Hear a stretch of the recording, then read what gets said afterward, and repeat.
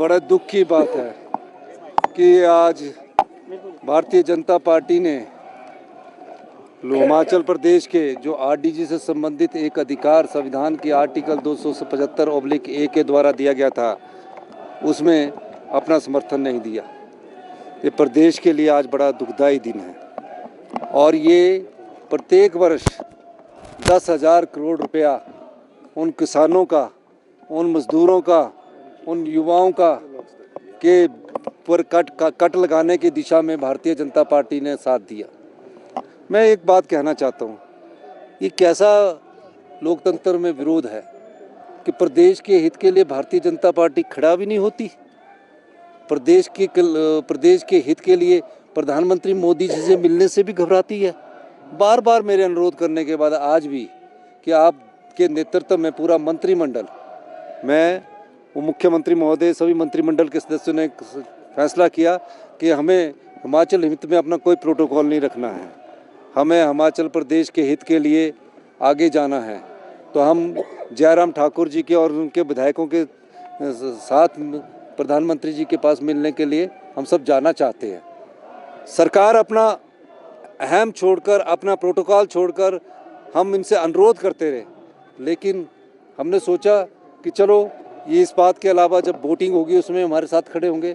और आज जो 102 के तहत हिमाचल प्रदेश में जो आरडीजी बंद की गई है, जिसको 16वें वित्त आयोग द्वारा बंद करने का कोई अनुमोदन नहीं हुआ, उन्होंने कहा नोटेड है।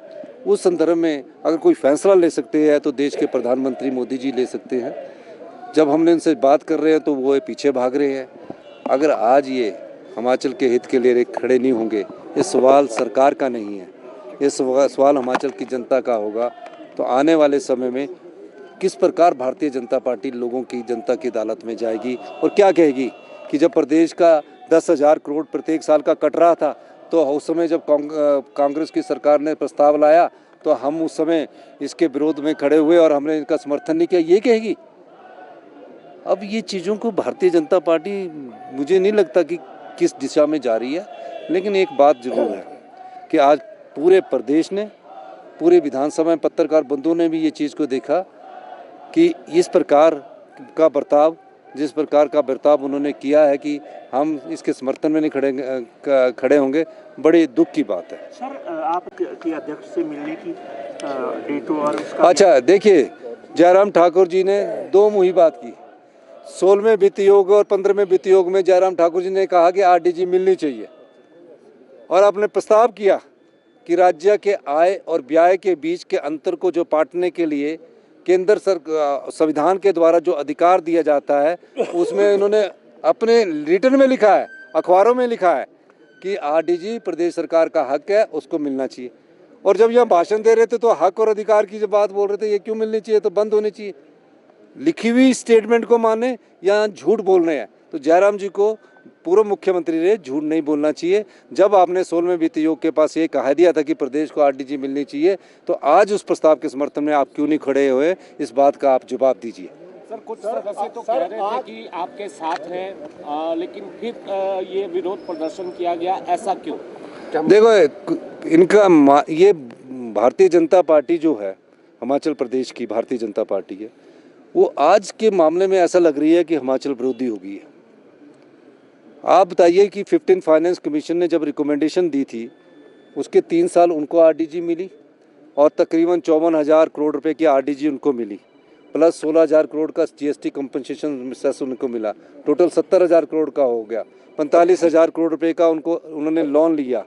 मैंने आंकड़े दिए और मैं ये कहना चाहता हूँ कि 115 करोड़ रुपए के बावजूद उन्होंने 1,15,000 करोड़ रुपया उनको मिला।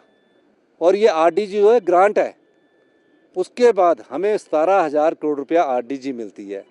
हम 70 साल से ऊपर वालों का एरियर भी देते हैं। क्लास 4 का हम 1/6 से 31/22 का एरियर भी देते हैं, 70% तक। हम डीए देते हैं, 7-8% हम डीए देते हैं।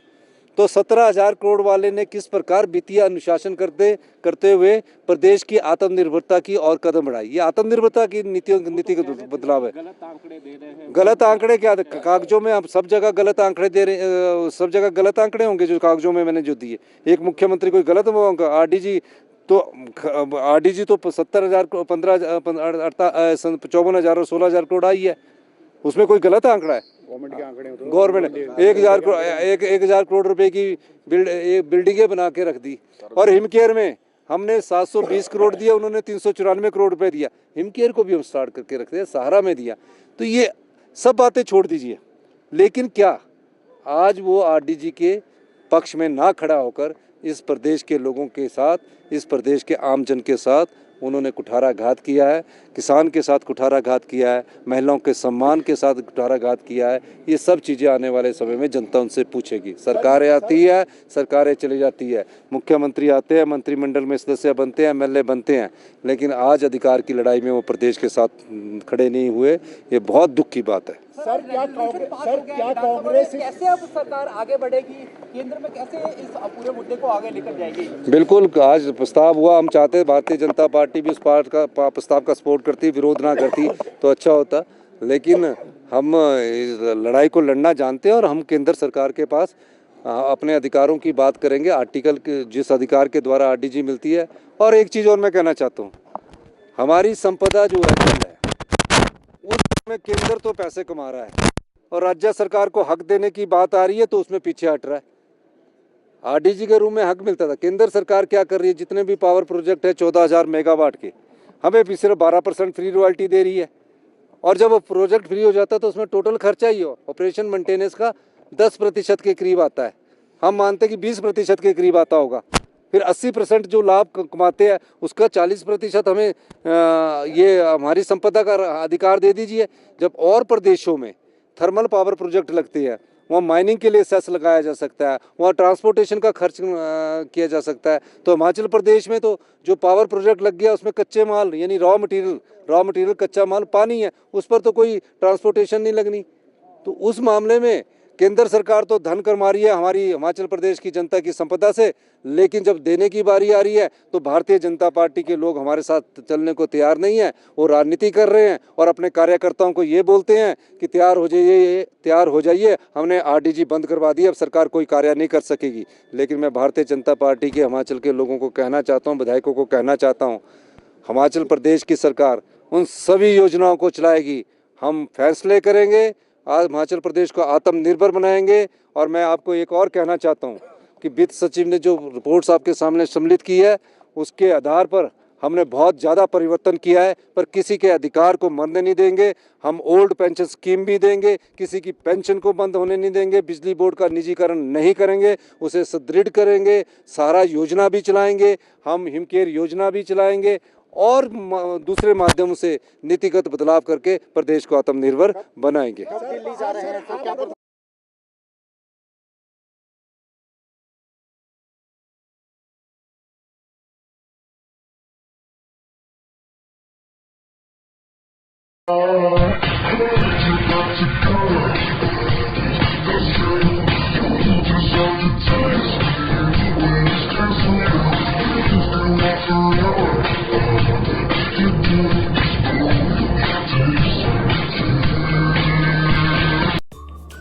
Namaskar, I'm Alka Bharadwaj, Principal Gurukul International School, Kunihar.